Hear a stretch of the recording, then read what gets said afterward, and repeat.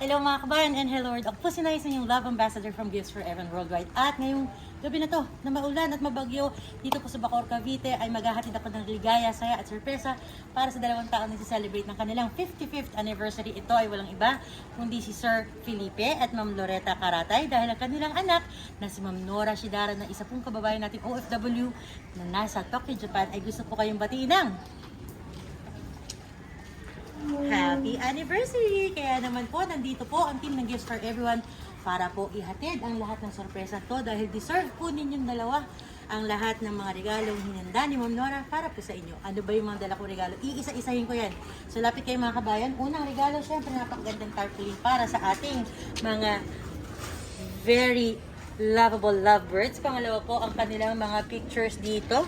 Meron pa tayong may dala pa tayong bouquet of roses, message of love para po sa inyo. Meron din pong arranged balloons. Meron tayo ditong pizza at saka pansit. Meron din po tayong chocolates, chicken joy. Meron po tayong anniversary cake from Red Ribbon. At syempre, isa pa pong cake dyan sa ilalim.